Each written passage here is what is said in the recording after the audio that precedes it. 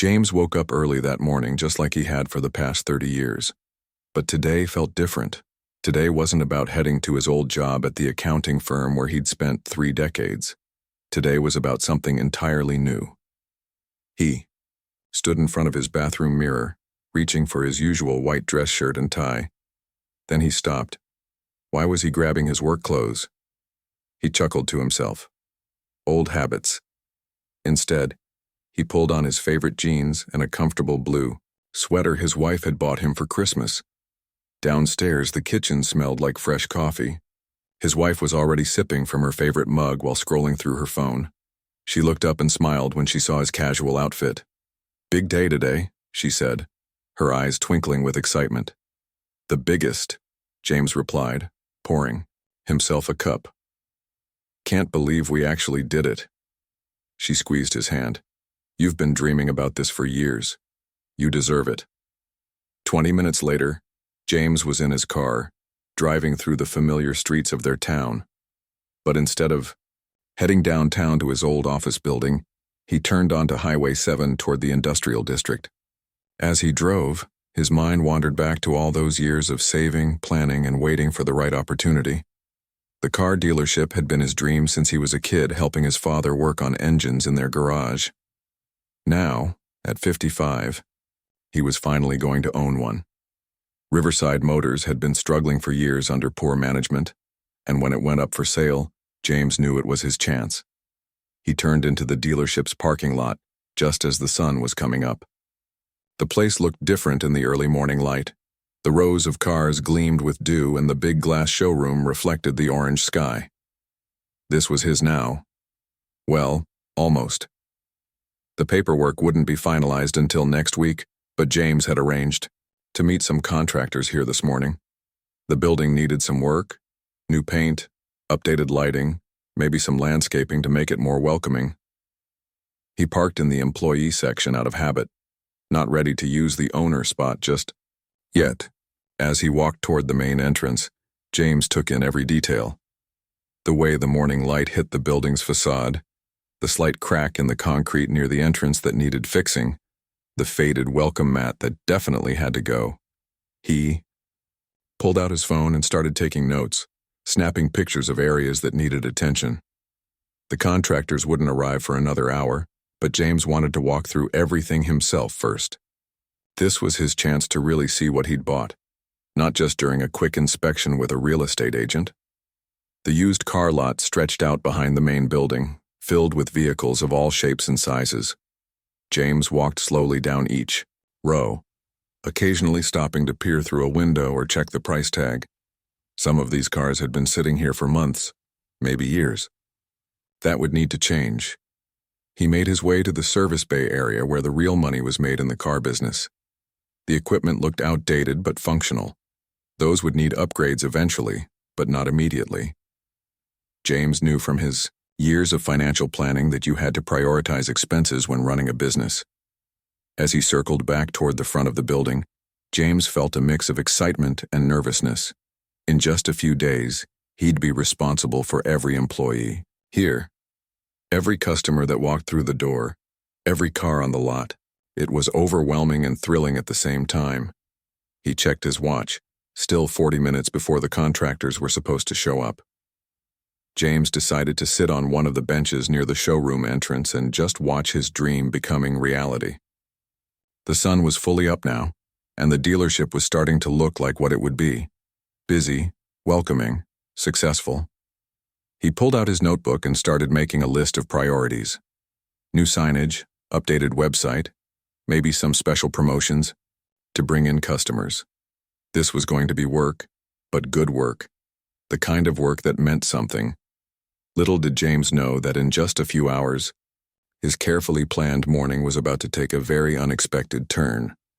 Rick Thompson had been the manager at Riverside Motors for 8 years. He considered himself a pretty good judge of character, part of the job when you're running a car dealership. Today was just another regular Tuesday morning, or so he thought. He arrived at his usual time, grabbing a coffee from the break room before settling into his office. Through his window, he had a perfect view of the entire lot. This was his kingdom, his territory. Every car, every customer, every employee. Rick kept his eye on everything. Around 9:15, something caught his attention. There was a man, in jeans and a sweater, wandering through the lot. Rick sat up straighter, watching closely. The guy wasn't with any of the sales staff. He was alone, moving slowly from car to car. Rick muttered to himself. In his experience, people who showed up this early and moved like that were usually trouble, maybe checking for unlocked doors or worse. The man pulled out his phone. Rick's radar went into high alert. "He's taking pictures," Rick said aloud, even though no one was in his office. "Probably casing the place."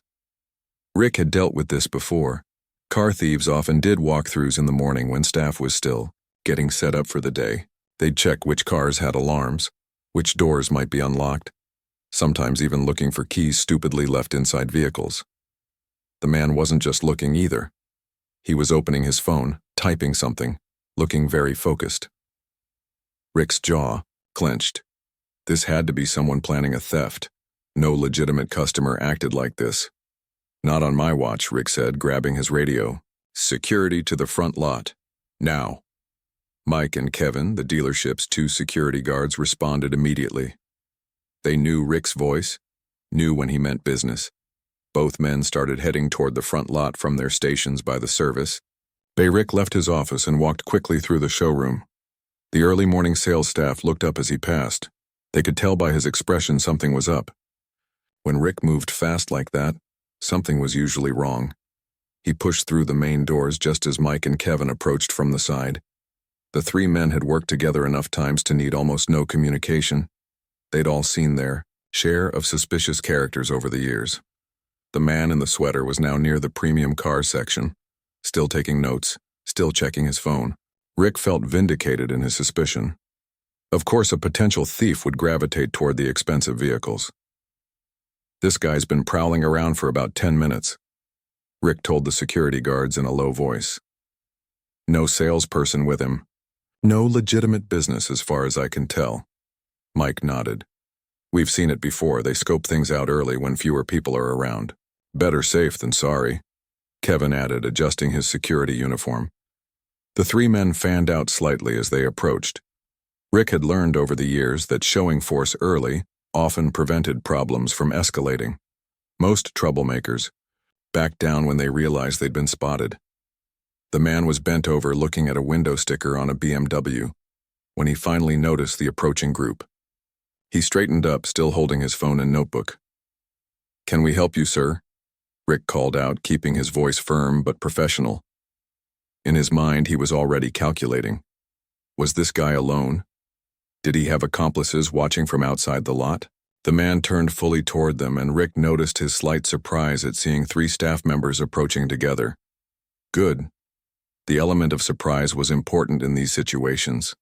"This is private property, and you've been wandering around here for quite some time," Rick continued, getting closer.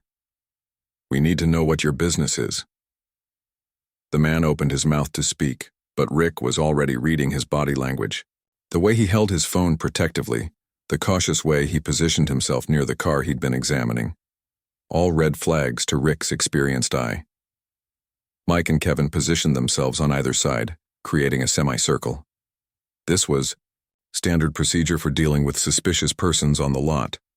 Present a united front, maintain professional distance, and be ready for anything. Rick felt that familiar surge of satisfaction that came with protecting his workplace. This was what he did. This was why he'd lasted 8 years as manager of a car dealership. He kept the bad guys out and the good customers safe. Too bad he had no idea how wrong he was this time. "Excuse me, sir," Rick said, his voice carrying that particular tone managers use when they're trying to sound professional, but really mean business. "I'm going to need you to explain what you're doing here." James looked up from his notebook, genuinely surprised to see 3 men approaching him like some kind of security detail. He'd been so focused on his inspection that he hadn't noticed them coming. "Oh, hello," James said with a friendly smile. You're just what?" Rick interrupted, crossing his arms. "Because from where I'm standing, it looks like you're casing our vehicles, and I've seen this routine before." James blinked, trying to process what he'd just heard. Casing your vehicles? No, I think there's been a misunderstanding. Save it. Rick cut in again, his voice getting sharper. You've been walking around here for what, 15 minutes? Taking pictures, looking in windows, making notes. You think we don't know what that means? The two security guards, Mike and Kevin, had positioned themselves on either side of James. They weren't being aggressive exactly, but their body language was clear. This was a situation they were prepared to handle forcefully if needed. Look, I understand why you might be concerned, James said, keeping his voice calm. Years of dealing with difficult clients had taught him the value of staying cool under pressure. But I'm actually here for a legitimate reason. I'm meeting some contractors and Contractors? Rick let out a short, bitter laugh. Right. And I'm the King of England. Listen, buddy, I've been managing this place for 8 years. I know every contractor we use, and I didn't see your name on any schedule today. James felt his patience starting to wear thin, but he took a deep breath. If you would just let me explain. My name is James Peterson, and I don't care what your name is, Rick shot back. What I care about is protecting this dealership from people like you. You know how many times I've seen this exact same thing? Guy shows up early, walks around taking notes, checking which cars don't have alarms, seeing which doors might be unlocked. That's not what I'm doing, James insisted, his voice still steady but with an edge creeping in. I'm the new owner of this dealership. The three men exchanged glances, and Rick actually laughed out loud. The new owner? Come on, man. The owner? Really? That's the best you can come up with? It's not a story, James said firmly. I purchased this dealership last month. The paperwork finalizes next week, but I have every right to be here today. Rick shook his head, his expression mixing, disbelief with something that looked like mockery. You know what you look like? You look like every other guy who's tried to pull a fast one on us. Jeans, old sweater, cheap notebook. Yeah, sure, you're the owner. My appearance has nothing to do with... Look around, owner man, Rick interrupted, gesturing to the dealership. See all these cars? See this operation? You think the real owner of this place is going to show up in clothes he probably bought at Walmart, taking notes like some kind of insurance adjuster? James felt his face getting warm, a mix of embarrassment and growing anger. How I choose to dress on my own property is my business. Your property. Rick laughed again, but there was no humor in it. That's rich. Mike, Kevin, you hearing this? We've got another one who thinks we're stupid enough to fall for the I own the place routine. The security guards nodded, clearly used to following Rick's lead in these situations. Kevin spoke up for the first time. Sir, we're going to need you to leave the premises now. I'm not leaving anywhere, James said, his calm starting to crack. Call your HR department. Call anyone in upper management. They'll tell you exactly who I am. Rick's eyes narrowed. Oh, now you want us to waste everyone's time with phone calls? Nice try, but I wasn't born yesterday. You're either here to steal something or you're running some kind of scam, but either way, you're leaving. This is ridiculous, James said, pulling out his own phone. I'll call them myself. Don't you dare pull out that phone, Rick snapped, stepping closer. For all we know, you're calling your accomplices. Mike, Kevin, time to escort our friend here off the property. Wait, James said, raising his hands in a calming gesture. Before anyone escorts anyone anywhere, let me show you something. He reached into his pocket, but Mike immediately stepped forward. Whoa there, keep your hands where we can see them. I'm just getting my wallet, James explained, moving slowly. I have identification that will clear this whole thing up. Rick rolled his eyes. Oh, here we go. Next, you'll be telling us you have a business card that says owner on it. James pulled out his wallet and opened it, removing several cards. Look, here's my driver's license. James Peterson, just like I said. And here's my business card from my accounting firm, Peterson Financial Consulting. I've been saving to buy this place for years. Kevin glanced at the cards, but Rick wasn't impressed. So you have a license and some old business cards. That doesn't prove anything. I could print those in my garage. This is insane, James muttered, fishing out more items from his wallet. Look, here's the purchase agreement. It's right here. the dealership sale documents. But as James fumbled with the papers trying to unfold them, Rick's patience had clearly run out. That's it. Mike, Kevin, get him out of here. He's had plenty of chances to leave on his own. The security guards moved in closer, and that's when things started to attract attention. A sales associate named Tony was unlocking the showroom door and stopped to stare. Then another employee coming in for the early shift noticed the commotion. "Hey, what's going on?" Tony called out, leaving his keys dangling in the door. "Nothing to see here," Rick called back. "Just removing someone who doesn't belong." But Tony had worked there long enough to know this wasn't normal.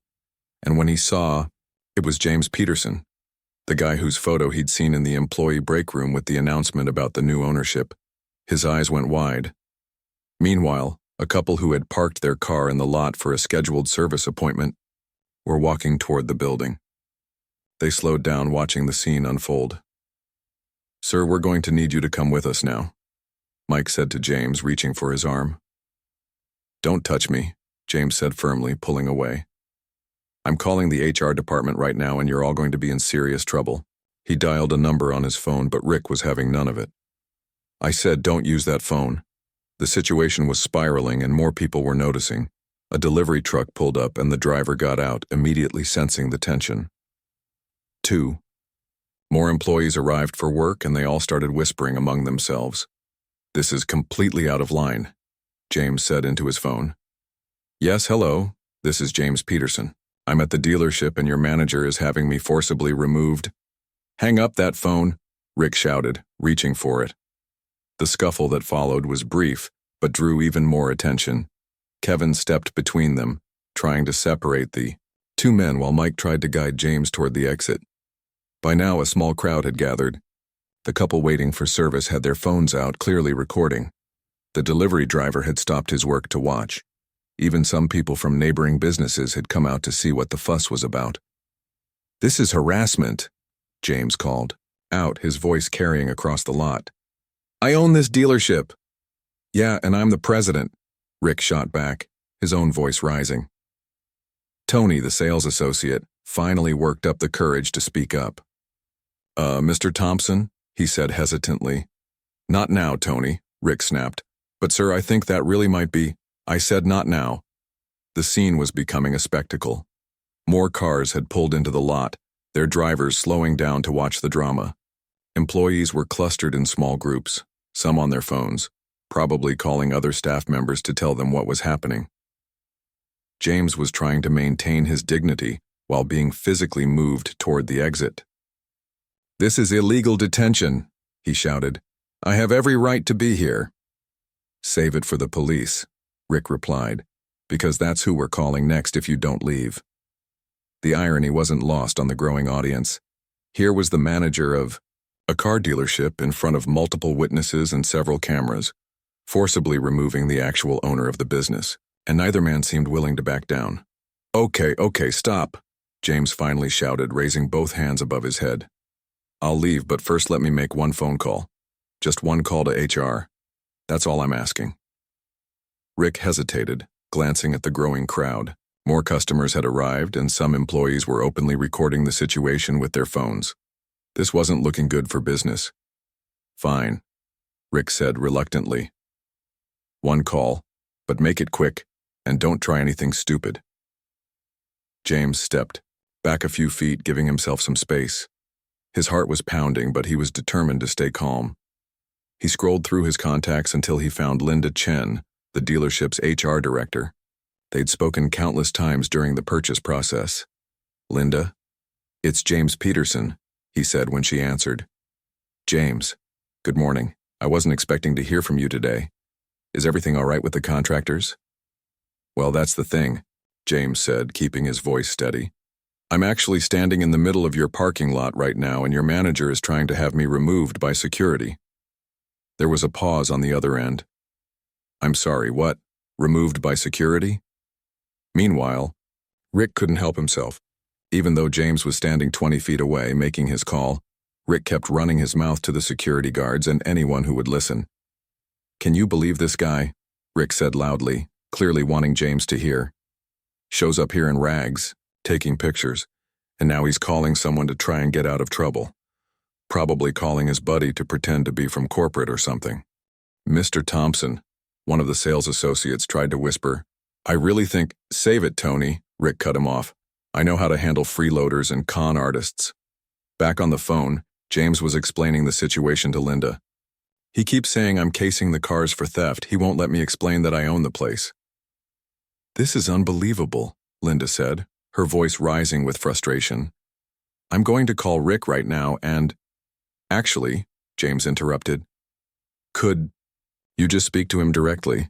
He's right here refusing to believe anything I say.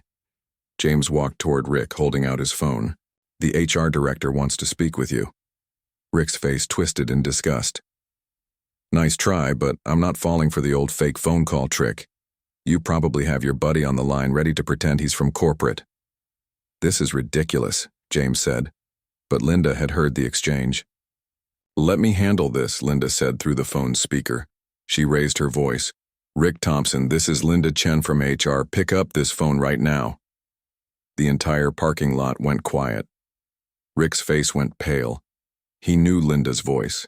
He'd had enough unpleasant meetings with HR to recognize it anywhere. Linda, he said hesitantly, taking the phone. Is this really you? Of course it's really me. Linda's voice came through clearly. What on earth are you doing? The man you're trying to remove is James Peterson. He's the new owner of the dealership. The sale finalizes next week, but he has every right to be there today. Rick's mouth opened and closed like a fish out of water. The security guard stepped back, suddenly very interested in looking anywhere but at their boss. But he's wearing jeans, Rick stammered. And taking pictures. And he looks… Rick. Linda's voice boomed through the speaker. I don't care if he's wearing a clown suit. He bought this dealership. He's your new boss. The crowd was dead silent now. Some people had their phones up, clearly recording every word. The couple waiting for service looked at each other with wide eyes. Even the delivery driver had stopped pretending to work and was watching intently. Oh God, Rick whispered, his face draining of all color. For 8 years he'd prided himself on protecting this dealership. He'd thought he was doing his job, being vigilant, keeping the place safe, but he just tried to throw out the owner. Linda, I didn't know, Rick said weakly into the phone. Well, now you do, Linda replied sharply.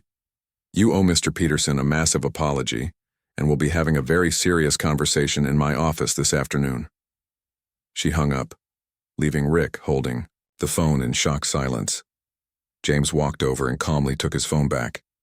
Now, James said quietly, would someone like to show me to the manager's office so we can discuss what just happened?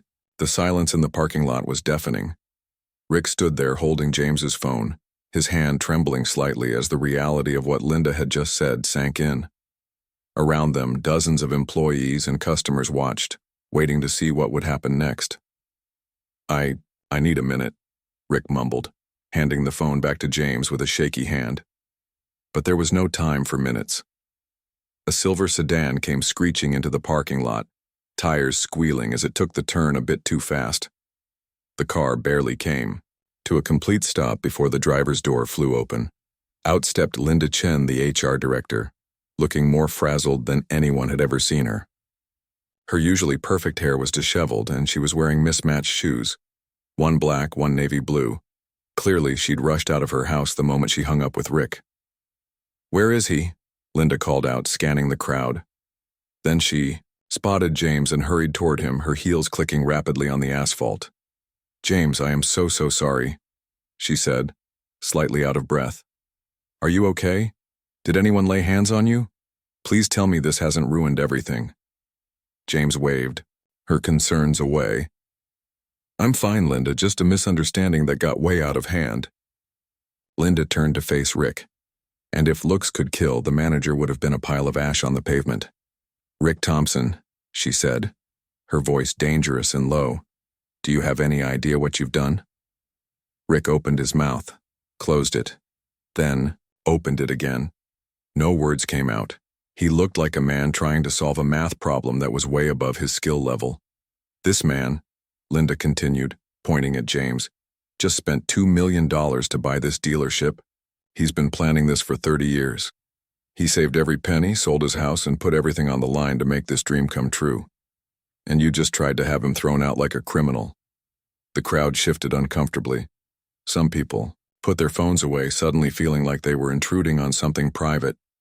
But he was taking pictures. Rick said weakly, his voice barely above a whisper.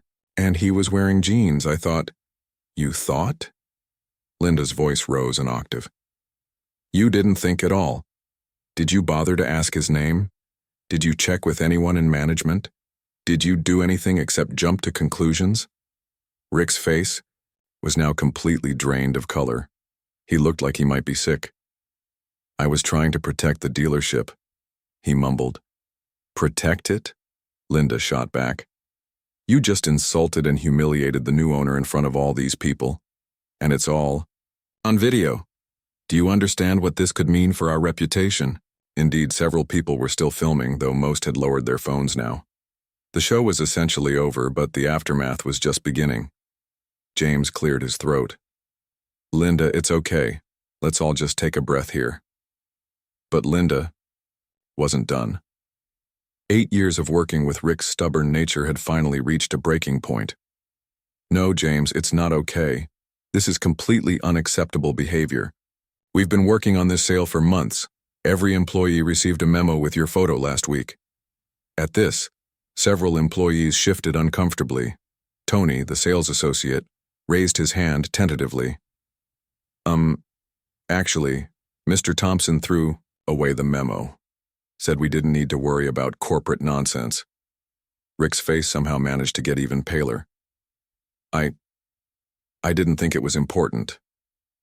You didn't think it was important to know what your new boss looks like? Linda asked, incredulously. The security guards, Mike and Kevin, had quietly stepped back from the group. They'd been following Rick's orders, but now they were clearly rethinking their loyalty to their boss. James watched as Rick's world seemed to crumble around him. The man had spent 8 years building a reputation as a no-nonsense manager who protected his workplace, but in less than 30 minutes all of that was gone. Look, James said, stepping forward.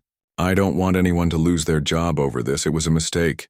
An embarrassing public mistake, but still just a mistake. Linda whirled around to face him. James, you don't have to be kind here. What Rick did was inexcusable. Maybe, James said slowly. But everyone deserves a chance to learn from their errors. Even managers who make really big ones. The crowd began to disperse slowly. The drama was over, but the gossip would last for weeks. Employees headed back to their posts, whispering among themselves. Customers who had been delayed by the commotion finally continued with their morning business. Rick stood there, still looking shell-shocked. His whole world had just turned upside down, and he was struggling to keep up. As the crowd dispersed, James could feel every eye in the dealership on him. Employees were pretending to get back to work, but he noticed the heads turning, the whispered conversations, the phones being discreetly pulled out to text updates to colleagues who hadn't witnessed the scene. I think we should move this inside, Linda suggested, glancing around nervously. We have contractors arriving soon, and customers are starting to arrive for appointments. James nodded, but he could feel the weight of what had just happened, settling on his shoulders. This was supposed to be one of the happiest days of his life, the day he finally got to walk through his new dealership as the owner. Instead, it had turned into a public humiliation. They walked toward the main building, and James noticed how the path seemed to clear in front of them. Employees stepped aside, some nodding respectfully, others avoiding eye contact altogether. Tony, the sales associate who had tried to speak up earlier, approached tentatively. Mr. Peterson, I'm so sorry about what happened. I tried to tell Mr. Thompson, but, well, you saw how he reacted. It's all right, Tony, James said with a tired smile. What's your last name? Rodriguez, sir. I've been here 3 years. Well, Tony Rodriguez, thank you for trying to help. I'll remember that. As they entered the showroom, James could see the other sales staff huddled near the coffee machine. They quickly scattered when they saw him approaching, but not before he caught fragments of their conversation. Can't believe Rick did that. New owner was just standing there like any other customer. Going to be unemployment lines after this. Linda guided James toward the manager's office, and he couldn't help but notice how differently people were treating him now. Just 20 minutes ago, he was being manhandled by security. Now everyone was practically saluting as he walked by. Rick followed behind them, looking like a man walking to his own execution. His earlier confidence had completely evaporated, replaced by a kind of hollow shock. The two security guards trailed behind, clearly uncertain about their roles in this new reality. In the office, James took in his surroundings, the desk that would soon be his, the certificates on the wall, the various dealership awards from years past. Everything looked different now, tainted by what had just occurred. "I need to address the staff," James said quietly. "They're all going to be wondering what happens next." "That's a good idea," Linda agreed. "We need to do this right. The last thing we need is rumor spreading or people quitting before we've even officially taken over." James rubbed his temples, feeling a headache coming on. "In 30 years of business, I've never been treated like that. Never." The three words hung in the air. Rick, who had been silent since they entered the office, finally spoke.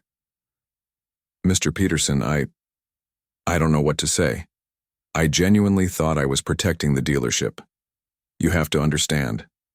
We get people casing the lot all the time." James looked at him, studying the manager's face. Rick wasn't making excuses. He seemed genuinely remorseful, but also confused. "Help me understand something, Rick," James said slowly. "You've been here 8 years. You must have dealt with legitimate people checking out the cars before. Business owners, contractors, inspectors. At what point did you decide that my skin color, my clothes, or my age meant I couldn't possibly be one of those legitimate people?" Rick shifted uncomfortably. I didn't. "The thing is," James continued, "I could have been anyone. A major buyer looking at cars for a fleet purchase. An inspector from the state. A contractor coming early to prep for a job. But instead of taking 30 seconds to verify, you chose to assume the worst." The office phone started ringing, and Linda answered it.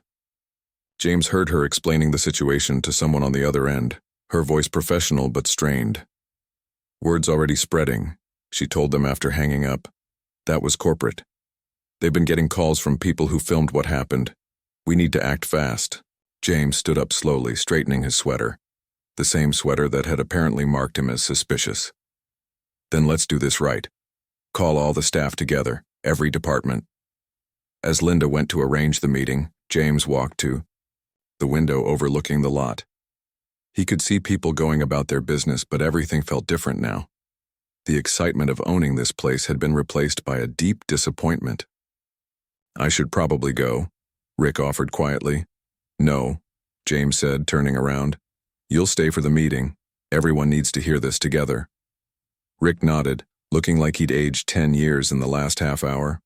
The power dynamic had completely shifted, and everyone in the room could feel it. 10 minutes later, the entire staff had gathered in the main showroom. Mechanics wiped their hands on rags, sales associates stood with their arms crossed, and administrative staff clustered near the desks. Even the cleaning crew had paused their morning routine to listen. James stood near the center of the room, feeling the weight of everyone's gaze. This wasn't how he'd imagined his first staff meeting as owner, but here they were. "Good morning, everyone," he began, his voice carrying clearly across the showroom. "I'm James Peterson, and as most of you probably know by now, I'm the new owner of Riverside Motors." A few people nodded. Others looked uncomfortable. Tony Rodriguez stood near the back, looking relieved that James was handling things so professionally. "I want to start by saying that what you witnessed in the parking lot this morning was unfortunate, but it's also an opportunity. An opportunity for all of us to learn something important about how we treat people." Rick stood off to the side, his usually sharp manager demeanor completely deflated. Linda was taking notes, probably for HR purposes.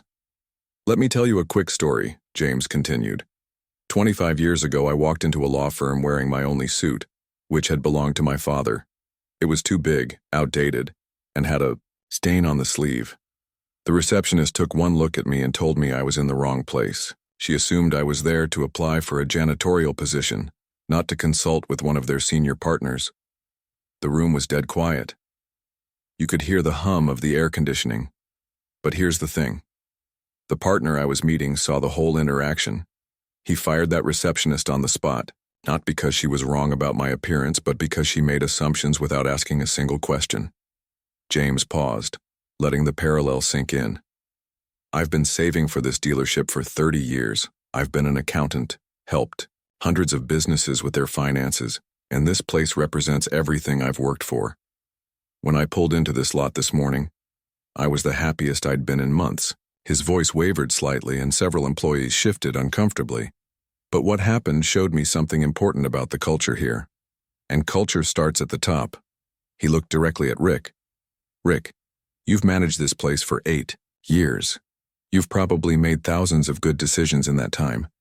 But today you made a series of assumptions based on how someone looked, how they were dressed, and maybe, just maybe, what they looked like. Rick's face reddened. But he didn't argue. The truth is, your job as a manager is to protect this business. You were right about that. But protecting a business means protecting its values. It means treating everyone, with basic respect until proven otherwise. James walked closer to where the staff had gathered. I want to be clear about something. This isn't just about Rick. This is about all of us. How many times have we judged customers based on their cars, their clothes, the way they speak? How many good people, good customers, good employees have we missed because of assumptions? Linda looked up from her notes. That's an excellent point, James. From today forward, James announced, this dealership will operate differently. We will greet every person who walks through our doors with respect. We will ask questions before making judgments. We will give people the benefit of the doubt. He turned to address the mechanics, who had been watching quietly.